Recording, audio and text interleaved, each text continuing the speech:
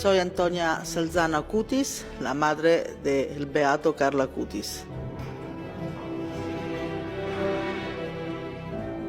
Estaba esta presencia de Dios en su vida. Cada día la Santa Misa, cada día la adoración eucarística, cada día el rosario, una vida muy de rezar, pero también una vida normal.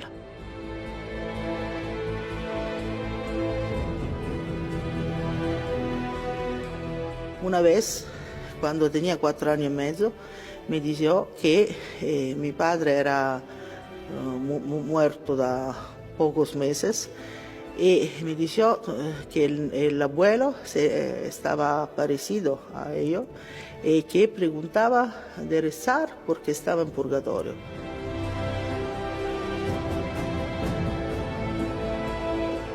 Decía siempre, cuando era chiquito, yo voy a morir por una hemorragia cerebral. Este es el motivo de su muerte.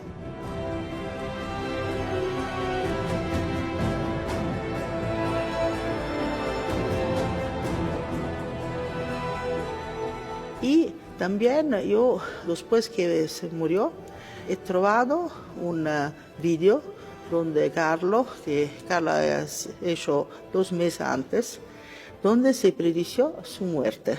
Sono destinata a morire.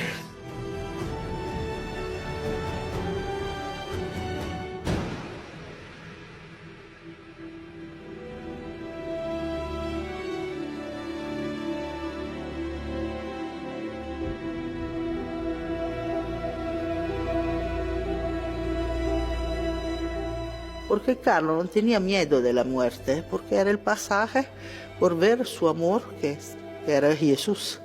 Y allora por Carlo la muerte era el natural pasaje a la vida eterna. La cosa más bella es vivir siempre junto con Dios.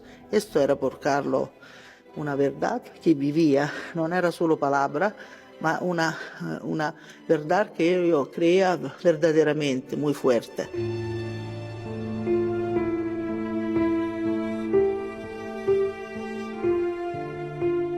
Carlo ha hecho muchos milagros.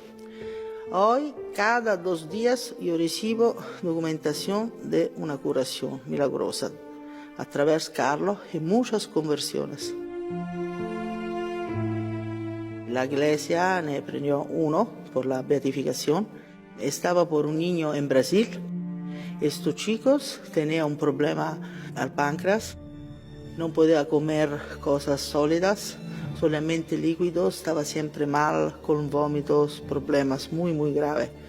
Y la operación estaba muy peligrosa, podía morir. Allora han rezado Carlo, han hecho la TAC, la ecografía, y no estaba más con ningún problema. El páncreas se ha recompuesto normal, como si ya no estaba nada. Esto es milagro.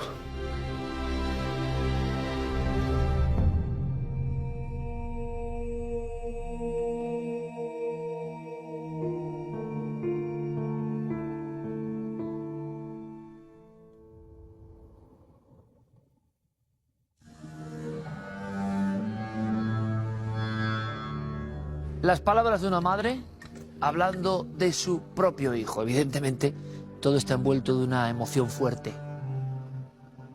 Para descifrar todavía el enigma, tenemos aquí al gran José María Zabala, que quedó tan impactado con esta historia que vinculó parte de su vida e incluso su familia, ahora lo contará si quiere, para hacer la película de este santo de internet, como le llamaron también, ¿no? De este muchacho, que no es hablar de una figura con todos los respetos del santoral, que es lejana, que parece que es de otro tiempo. No. Es un chico que además lo vemos como inerte, ¿no? En ese momento. Vamos a conocer cosas increíbles. José María Zabala, muchísimas gracias, amigo. Bueno, yo encantado de volver a Cuarto Milenio. Estoy como en casa. Estás en tu casa. Y has ido haciendo más películas. Es increíble. Zabala se ha convertido en el gran director, productor de películas de este tipo de personajes maravillosos, fascinantes. Luego ustedes opinan libremente, claro. ¿Por qué este crío? Y dices, aquí está la película. ¿Por qué? Bueno, tú acabas de decirlo. Realmente es un chico de andar por casa, un chico normal, que podríamos cruzarnos con él en la calle ahora mismo y no nos sorprendería. Y sin embargo, era una persona, un adolescente de 15 años, murió en el año 2006, como quien dice anteayer, que se preocupaba por los demás, que llevaba sacos de dormir a los indigentes, comida, que intentaba hacer la vida agradable a sus padres. Desde muy pequeño, José María. Desde muy pequeño. Tenía una madurez increíble. Me contaba Antonia Salzano que su hijo empezó a hablar con 5 o 6 meses, ya hablaba, decía palabras. Verdaderamente era una madurez prodigiosa, ¿no? Porque por ejemplo, él hizo la primera comunión con 7 años, iba todos los días a misa, hacía adoración eucarística, rezaba el Santo Rosario todos los días. Estoy hablando de un chico de 7 años y sin embargo era normal, le gustaba el cine. Dirigió un cortometraje en el Instituto León XIII de Milán con sus amigos de clase, titulado El voluntariado, donde aparecen pues enfermos en sillas de ruedas, a los cuales les hacen regalos y les hacen la vida agradable. Porque él no soportaba el sufrimiento del débil, ¿no? Parece que era algo que les sacaba de sus casillas desde niño. Pero ahora iremos a esto, José María, porque hay una cosa que precisamente otros jóvenes que sé que lo están viendo. ¿Qué hace este chico? ¿Por qué está así? ¿Por qué Carlo Acutis, esta especie de burbuja del tiempo? ¿Está incorrupto? ¿Cómo está? ¿Por qué estaba en esa... ¿Qué hay ahí, en esa imagen tan potente? ¿Qué hay ahí? Si ya impresiona verle así en la pantalla en televisión, imagínate Iker estando a 2 metros de él en Asís, en el santuario del despojo donde reposan sus restos, ¿no? ¿Por qué están así, José María? Y además enterrado pues, en vaqueros, ¿no? Con unas deportivas. Es un poco el reflejo de cómo era él, ¿no? De esa sencillez, de esa simpleza, en el buen sentido entendida, ¿no? Un chico, fíjate Iker, que muere en el año 2006, lo decíamos hace un momento, y que su madre sueña con él.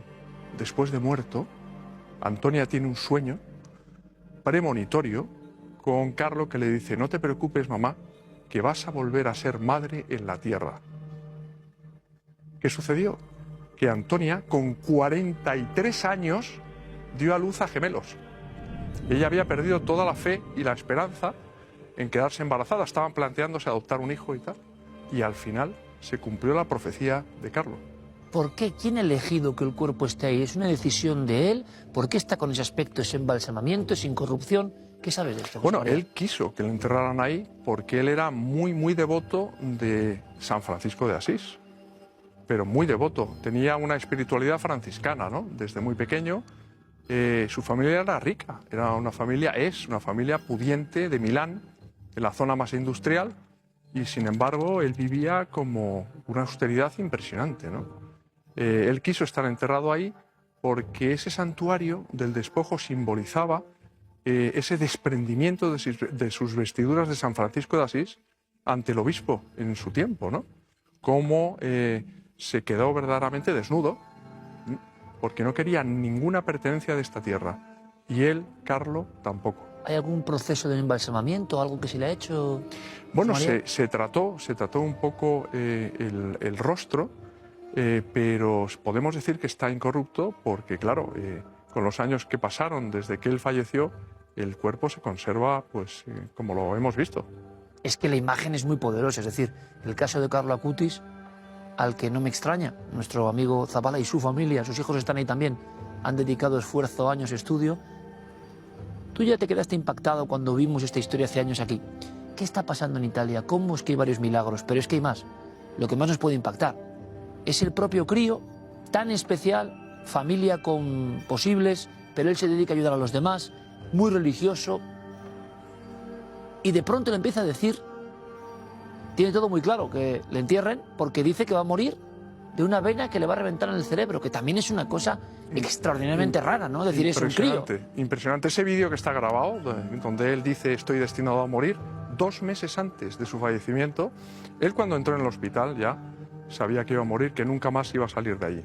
Pero y define, José María, hasta algo del cerebro. ¿Por qué? Y murió realmente. Él tenía una leucemia fulminante, pero murió de una hemorragia cerebral.